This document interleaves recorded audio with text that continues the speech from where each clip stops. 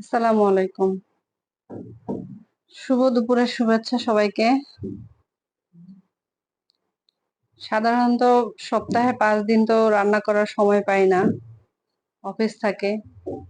আজকে যেহেতু ছুটির দিন, তাই ভাবলাম একটু রান্না করি ভালো করে। বাচ্চাদের জন্য তৈরি করে নিচ্ছি চিকেন বিরিয়ানি। বাচ্চারা খুবই পছন্দ করে চিকেন বিরিয়ানি। সাদা পোলাওটাও খুব পছন্দ করে, বিরিয়ানিটা করলে একটু বেশি পছন্দ করে। মাংসটা আগে থেকে রান্না করে নিলাম। এবার বিরিয়ানিটা রান্না করব। প্রথমে কিছু তেল দিয়ে, গোটা গরম মসলা দিয়ে, পেঁয়াজ দিয়ে দিচ্ছি।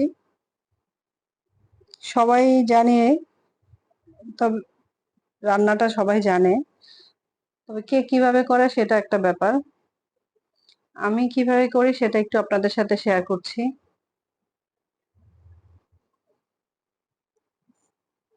ভালো লাগলে অবশ্যই লাইক কমেন্ট শেয়ার করবেন। পেঁয়াজটা একটু সামান্য ভাজা ভাজা হয়ে আসলে আমি পোলার চালটা দিয়ে দিব। তার আগে একটু লবণ দিয়ে দিলাম যাতে পেঁয়াজটা তাড়াতাড়ি নরম হয়ে আসে।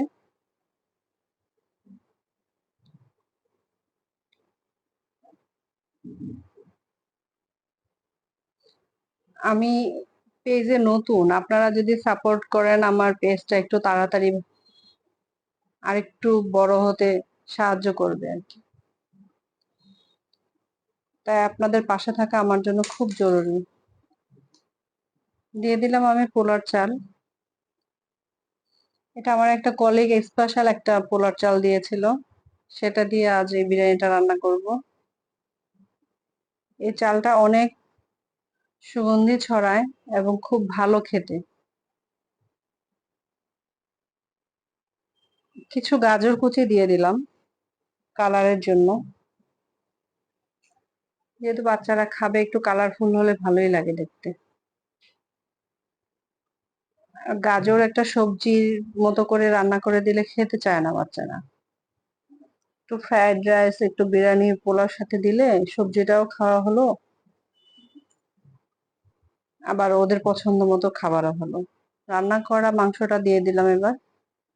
অনেকে রান্না করা মাংস একদম শেষের দিকে দেয়, আমি শুরুর দিকেই দিয়ে দিই যাতে চালের সাথে ভালো করে মিক্সড হয়, মাংসটাও যাতে খুব সুন্দর করে রান্না হয়ে যায়। যেহেতু কষানো মাংস, তাই আমি আগে ভাগে দিয়ে চালের সাথে খুব ভালো করে মিক্স করে নিচ্ছি। এটা দিয়ে 2 থেকে 3 মিনিট একটু কষিয়ে নেব। মাংসের সাথে আমি একটু ডুবো ডুবো করে আলু কেটে দিয়েছিলাম। বিরিয়ানিতে আবার অনেকে আলু খুব পছন্দ করে। 2-3 মিনিট ভাজা ভাজা করার পর দিয়ে দিচ্ছি পানি। পরিমাণ মতো পানি দিয়ে দিব।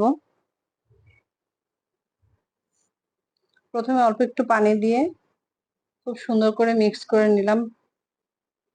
এরপর পুরো পানিটা দিয়ে দিব। এবার চুলোর ফ্লেমটা হাই করে দিতে হবে। এটা বলক আসার আগ পর্যন্ত হাই ফ্লেমে রান্না হবে। আমার এখানে পানি শুকিয়ে গেছে, দেখেন। আমি উপর থেকে একটু ফুড কালার দিয়ে দিয়েছিলাম, একটু কেওড়া জল দিয়ে দিয়েছিলাম, আর 2টো ডিম দিয়ে দিয়েছি, সিদ্ধ ডিম। এটা আরেকটু ভাজা ভাজা হবে, তখন আরো ঝরঝরা হবে। প্রায় হয়ে এসছে। আমি আর 5 থেকে 10 মিনিট একটু দমে রেখে দেব, তাহলে পুরোপুরি হয়ে যাবে।